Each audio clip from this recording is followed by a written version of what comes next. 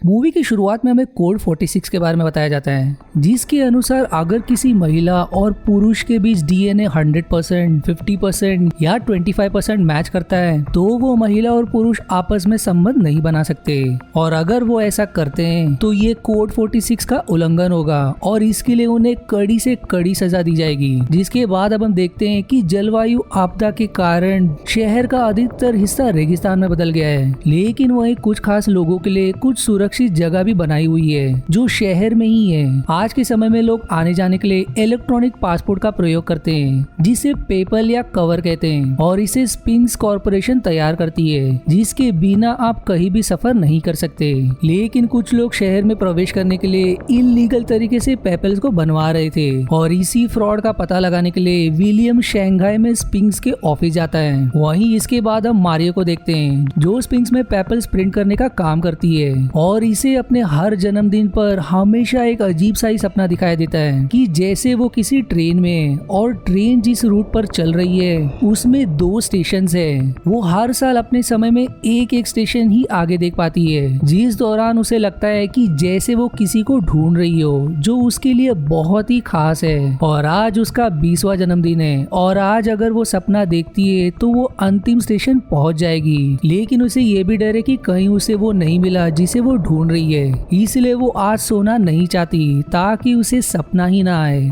इसके बाद हम विलियम को देखते हैं, जो इन्वेस्टिगेशन के लिए स्पिंक्स में काम करने वाले लोगों से पूछताछ करता है। विलियम ने दरअसल एम्पैथी वायरस यूज किया होता है, जिसकी मदद से वो लोगों के माइंड को रीड कर सकता है, जिस वायरस से उसे पूछताछ में काफी मदद मिलती है। इन्वेस्टिगेशन में विलियम सबके माइंड को रीड करके ये पता लगा लेता है कि इन सब फ्रॉड के पीछे मारिया का ही हाथ है, लेकिन मारिया से मिलने पर उसे उससे प्यार हो जाता है, और इसी वजह से वो किसी को भी नहीं बता पाता कि पेपल्स का फ्रॉड मारिया ने ही किया है। इसके बाद रात में जब विलियम ट्रेन से अपने रूम पर जा रहा होता है, तभी उसकी मुलाकात मारिया से होती है, जो उसे डिनर पे इनवाइट करती है, और डिनर के दौरान विलियम को पता चलता है कि आज मारिया का जन्मदिन है, इसलिए ये दोनों ये खास पल एंजॉय करने के लिए एक बार में जाते हैं। बार में मारिया की मुलाकात डेमियन से होती है, जो बैट्स की स्टडी करने के लिए दिल्ली जाना चाहता है, लेकिन उसे वहां जाने के लिए पेपल नहीं मिलते। इस वजह से उसने इलीगल तरीके से मारिया से पेपल मंगवाए होते हैं, और जब विलियम ये देखता है तब वो मारिया से पूछता है कि आखिर तुम वहां से पेपल्स बाहर कैसे लाती हो, जिस पर मारिया उसे बताती है कि जब हम किसी भी नए पेपल को बनाते हैं तो पहली बार ही उसे टेस्ट करने के बाद नष्ट करना होता है, लेकिन मैं बाहर से एक फेक पेपल को अपनी जीभ के नीचे दबा कर लाती हूँ और उसे असली वाले पेपल्स की जगह नष्ट कर देती हूँ, और बाथरूम में जाकर असली वाले पेपल को एक पिल में डालकर निगल लेती हूँ, जिससे कि अगले ही दिन मुझे पेपल मिल जाता है। अब ये सब सुनकर विलियम एकदम हैरान हो जाता है।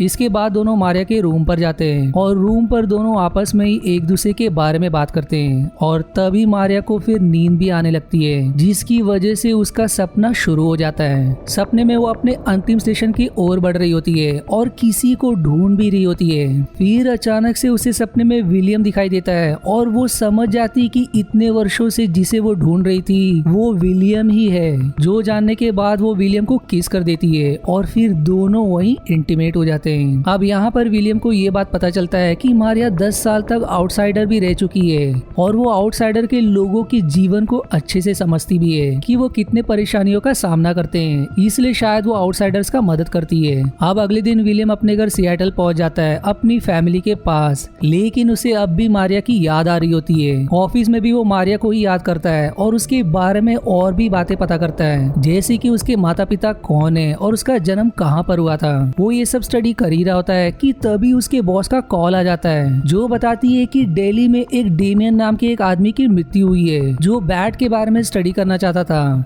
लेकिन उसे कुछ ब्लड की प्रॉब्लम थी, इस वजह से उसका पेपल भी नहीं बनाया जा रहा था, इसलिए उसने इलीगल तरीके से पेपल बनवाकर दिल्ली आ गया, और उसकी फिर दुर्भाग्य से मृत्यु हो गई। और ये पेपल उसी जगह से बनाए गए थे जहां पर तुम इन्वेस्टिगेशन करने गए थे, इसलिए जाओ और अब की बार सही से इन्वेस्टिगेशन करना। अब विलियम के पास और कोई चारा नहीं, इसलिए वो फिर से स्पिंक्स जाता है और मारिया के बारे में पूछताछ करता है। फिर तभी उसे पता चलता है कि कुछ बॉडी इश्यूज की वजह से वो एक हॉस्पिटल में गई गई है। हॉस्पिटल पहुंचने के बाद उसे समझ आता है कि वो अब किसी दूसरे हॉस्पिटल में शिफ्ट कर गई है। इसलिए अब विलियम उस ऑफिस के सिक्योरिटी गार्ड के माइंड को रीड करके उस हॉस्पिटल की लोकेशन का पता लगा लेता है। इसके अलावा उसे ये भी समझ आता है कि मारिया प्रेग्नेंट है और उसने कोड 46 का उल्लंघन भी किया है। जिसके बाद विलियम तुरंत उस हॉस्पिटल में पहुंच जाता है और यहाँ पर जब वो रिसेप्शनिस्ट के माइंड को रीड करके मारिया का पता लगाने की कोशिश करता है, तब उसे पता चलता है कि हॉस्पिटल में एंटीवायरस सिस्टम होने की वजह से यहाँ पर उसका सिंपैथी वायरस काम नहीं करेगा।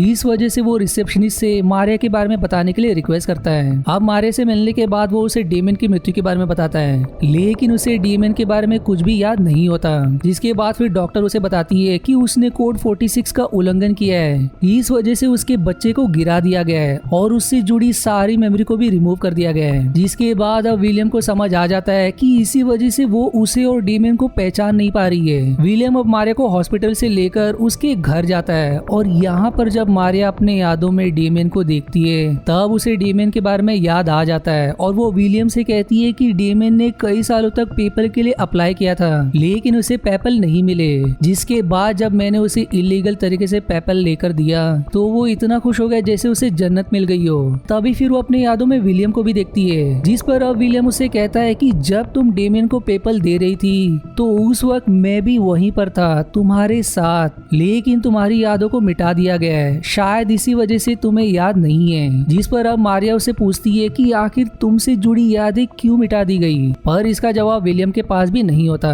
और अब जब मारिया सो जाती है तो विलियम डीएनए टेस्ट करवाने के लिए उसके कुछ बालों का सैंपल लेता है। अब डीएनए टेस्ट के बाद उसे पता चल जाता है कि मारिया का डीएनए उसके डीएनए से 50% और उसकी माँ के डीएनए से 100% मैच कर रहा है, यानी कि मारिया उसकी माँ की क्लोन है। इस वजह से उनके बीच जो संबंध बना है वो कोड 46 के वायोलेशन के अंदर आता है और इसी वजह से मारिया का एबॉर्शन फोर्सफुली करवा दिया गया और उसके मेमोरी को भी मिटा दिया गया। अब ये सब जानने के बाद वो तुरंत अपने घर जाने के लिए निकल जाता है। फिर एयरपोर्ट पर उसे पता चलता है कि उसका पेपल आउट ऑफ डेट हो गया है, इसी वजह से अब वो ट्रैवल भी नहीं कर सकता। इसके बाद अब उसे उसके ऑफिस से कॉल आता है और मारिया को हॉस्पिटल से निकालने की वजह से उसे शंघाई के ऑफिस में बुलाया जाता है, लेकिन वो मारिया के पास जाता है और उससे कहता है कि मुझे घर जाना है पर मेरा पेपल आउट ऑफ डेट हो गया है। जिस पर मारिया उसके लिए इलीगल पेपल का जुगाड़ करने के लिए अपने ऑफिस पिंक्स जाती है, लेकिन यहाँ पर उसे पेपल्स प्रिंटिंग के काम की जगह किसी और काम के लिए रिलोकेट कर दिया गया है, पर वो किसी तरह से अपने एक दोस्त की मदद से पेपल पाने में कामयाब हो जाती है। अब ट्रेन से वापस आते समय उसे फिर से अपने सपनों में विलियम दिखाई देता है, जिसे देखकर वो फिर से ये समझ जाती है कि इसी शख्स का उसने जीवन भर इंतजार किया है। इसलिए अब विलियम से मिलने के बाद वो उसे पेपल दे देती है और उसे बताती है कि ये पेपल केवल 1 वे के लिए है और केवल आज ही वैलिड रहेगा। इस वजह से वो एयरपोर्ट के लिए तुरंत निकल जाए। मारिया विलियम को विदा करते समय बहुत ही इमोशनल हो जाती है, क्योंकि उसने जिस शख्स का उम्र भर इंतजार किया अब वो हमेशा के लिए जा रहा है। इसके बाद अब मारिया और विलियम दोनों एयरपोर्ट पर जाते हैं और यहाँ पर विलियम अपने घर की टिकट ना लेकर जेबल एली के लिए 2 टिकट मांगता है, जो देखकर मारिया हैरान हो जाती है, लेकिन वो एकदम खुश भी हो जाती है क्योंकि जेबल एली जाना उसका बचपन से सपना था और इसके अलावा उसका प्यार भी उसके साथ है। विलियम अब तय कर लेता है कि अब वो उसके साथ ही रहेगा, भले ही वो कोड 46 का उल्लंघन कर रहा हो। सफर के दौरान मारिया विलियम को बताती है कि जब भी मैं इस जगह को इमेजिन करती हूँ तो तुम हमेशा मेरे साथ होते हो, जबकि मैं तब तुम्हें जानती भी नहीं थी। अब कुछ दिनों के सफर के बाद वो जेबल एली पहुंच जाते हैं और यहाँ पर वो रहने के लिए एक रूम किराए पर लेते हैं और फिर रात के समय में दोनों फिर से इंटीमेट हो जाते हैं। पर फिर सुबह उठने पर मारिया पुलिस को कॉल करके बता देती है कि उसने कोड 46 को वायलेट किया है ताकि विलियम सेफ रहे, लेकिन विलियम उसकी बातों को सुन लेता है, इसलिए वो तुरंत मारिया को वहाँ से लेकर निकल जाता है क्योंकि पुलिस को उनके लोकेशन के बारे में पता चल गया था। इस वजह से अब वो उनकी कार का पीछा भी करने लगते हैं, पर तभी विलियम का कार क्रैश हो जाता है जिसमें दोनों भी बुरी तरह से घायल हो जाते हैं। इसके बाद अब विलियम को हॉस्पिटल में एडमिट किया जाता है, जहाँ पर उसके और मारिया से संबंधी मेमोरीज को इरेज कर दिया जाता है, जिसके दौरान सिंपैथी वायरस को भी निकाल दिया जाता है क्योंकि कंपनी को लगता है कि सिंपैथी वायरस की वजह से ही उसे सही निर्णय लेने में प्रॉब्लम हो रही है। अब हॉस्पिटल से निकलने के बाद विलियम अपनी फैमिली से मिलकर बहुत खुश हो जाता है क्योंकि उसे अब मारिया के बारे में कुछ भी याद नहीं। अब वहीं दूसरी तरफ हम लोग मारिया को देखते हैं, जिससे उसका पेपल का जॉब और पेपल भी ले लिया गया है और अब उसे अपनी बाकी की जिंदगी एक आउटसाइडर की तरह गुजारनी पड़ेगी। वहीं उसके दिमाग को इरेज नहीं किया गया है, क्योंकि आउटसाइडर्स क्या सोचते हैं इससे शहर के लोगों को कोई फर्क नहीं पड़ता। और मारिया को इतने वर्षों के इंतजार के बाद उसका प्यार मिला तो था, लेकिन अब वो हमेशा के लिए अकेली हो गई है, जो अब विलियम को बहुत मिस करती है। और इसी अनहैप्पी और अधूरी प्रेम कहानी के साथ ये मूवी यहीं समाप्त हो जाती है। आशा है आपको मेरी एक्सप्लेनेशन पसंद आई। यदि हाँ तो प्लीज वीडियो को लाइक करना और चैनल को सब्सक्राइब करके सपोर्ट करना ना भूलें। मिलते हैं अगले एक्सप्लेनेशन वीडियो में, तब तक के लिए धन्यवाद दोस्तों।